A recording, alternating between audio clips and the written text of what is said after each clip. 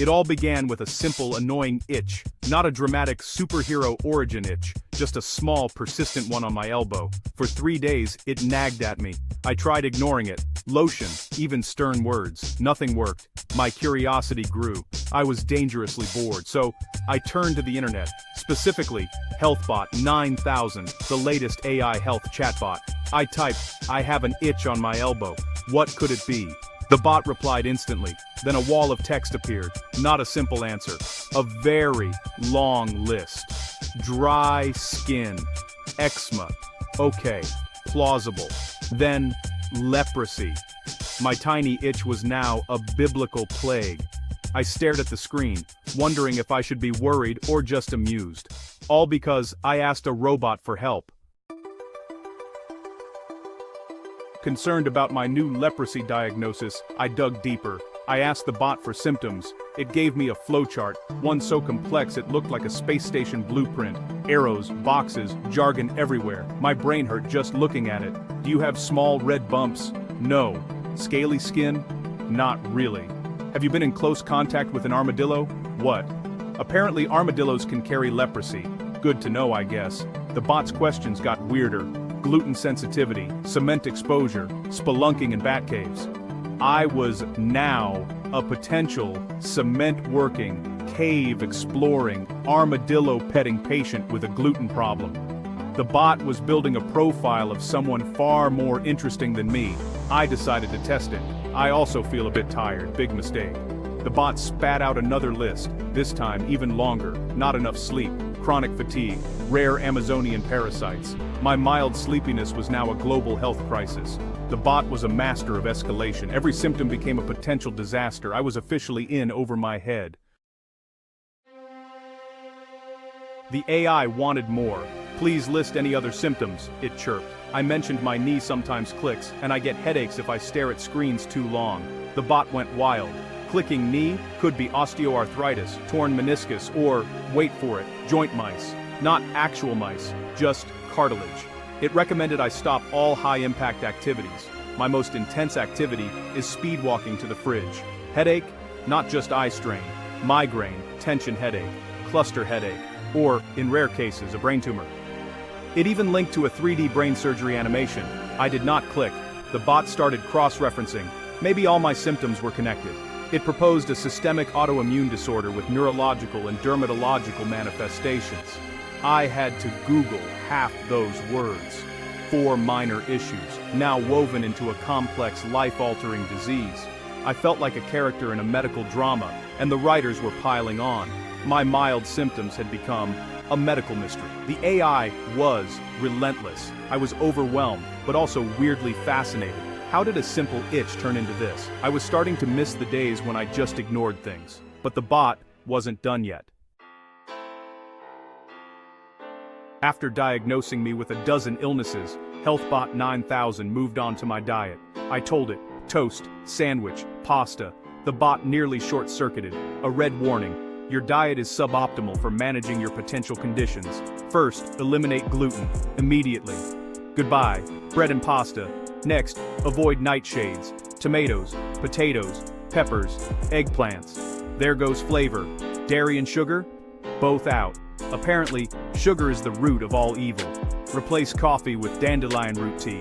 Snack on activated almonds and kelp noodles. My kitchen was about to become a laboratory for a very sad, very hungry scientist. The final plan: paleo, vegan, on Tuesdays, gluten-free, nightshade-free, low FODMAP. I was allowed sacha inchi seeds and fermented cassava flour.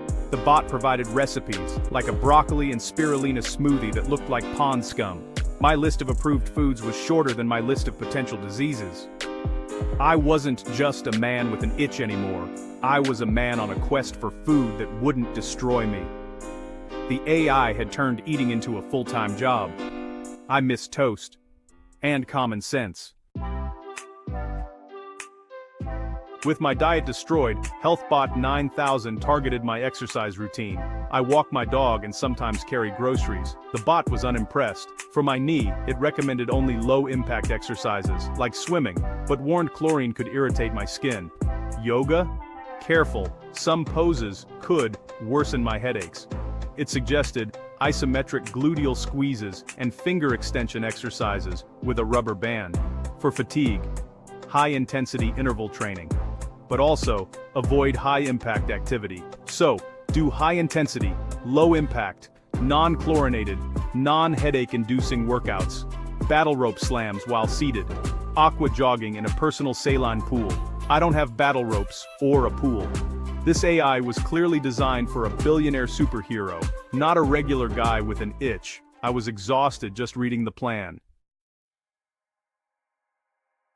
No health advice is complete without supplements. HealthBot 9000 generated a personalized supplement protocol, 25 pills, powders, and tinctures, for my elbow borage oil and quercetin, for my knee glucosamine, chondroitin, MSM, for fatigue ashwagandha, rhodiola, mitochondrial support complex, for headaches, magnesium and feverfew.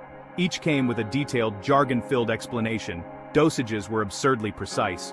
437 milligrams of curcumin, 18 minutes before breakfast. Some with food, some on an empty stomach, one only during a waning moon. Okay, maybe not, but it felt that way. The list was a minefield of potential problems and interactions. I pictured myself accidentally mixing the wrong powders and turning purple. The supplement plan was more complicated than assembling IKEA furniture in the dark. My bank account was already crying. I just wanted my itch to go away. After hours of this, my brain was fried. I'd started with a simple itch and was now juggling a dozen potential diseases, a monk's diet, an astronaut's workout, and a supplement schedule that required a PhD. Every piece of advice contradicted another. Don't eat potatoes, but get enough potassium. Rest your knee, but do high-intensity training. I felt paralyzed, staring at the screen, unable to process more. The bot noticed, "You seem to be idle. Would you like to explore the psychological component of chronic itching?" Now, it thought I was crazy too. I had more health anxiety than ever. My little itch was forgotten, replaced by a cloud of digital confusion. I asked for a simple, one-sentence summary. The bot replied, "You should adopt a multifaceted, holistic approach to wellness, addressing dermatological, neurological, and musculoskeletal systems through targeted nutritional, kinetic, and supplemental interventions." My brain was officially cooked. The AI wasn't helping, it was making things worse. It couldn't see I was just a regular guy with a minor problem. To the bot, I was a puzzle to be solved with more and more complexity. It couldn't say, "Hey, it's probably just dry skin. Relax, maybe see a doctor if it gets worse." That simple human touch was missing, and that's what I needed most. The next morning I did something radical. I called my doctor. 5 minutes on hold, terrible music, but a real human answered. She scheduled me for the next day. I put on pants, left the house, and went to the clinic. The real world was a relief from digital chaos. In the waiting room, I read an old magazine. No pop-ups, no dire warnings. Dr. Evans called my name. She smiled, asked what was going on. I kept it simple. "I have this weird itch on my elbow." She looked at it for 10 seconds, asked a couple of questions. The whole exam took less than a minute. Diagnosis: dry, irritated skin, very common. She handed me a sample moisturizer. "Try this for a week. If it doesn't get better, call me." That was it. No leprosy, no autoimmune disorder, no pond scum smoothies, just dry skin. The relief was immense. I actually laughed out loud. All that stress, all that confusion, solved in 30 seconds by a real human. I left the clinic feeling lighter. Sometimes, the simplest answer is the right one. I realized how much I'd missed real conversation. The itch was already fading. I was grateful for common sense, and for moisturizer. Sometimes, that's all you need. My adventure with HealthBot 9000 taught me a lesson. Technology is amazing, but there's a difference between information and wisdom. The bot gave me a mountain of data. My doctor gave me a small piece of wisdom, and that's what I needed. AI can't read your face, hear your worry, or use common sense. It's a tool, not a replacement for a trained professional. Should we throw out our computers? No. Use the internet to learn more after you've seen a doctor. Technology can be a great partner, but it shouldn't be the boss. In the end, my itch went away with moisturizer. My knee still clicks, but I'm not worried. I still get headaches, but now I just take a break. The lesson: when you're worried, talk to a real person. Sometimes a little care and common sense is the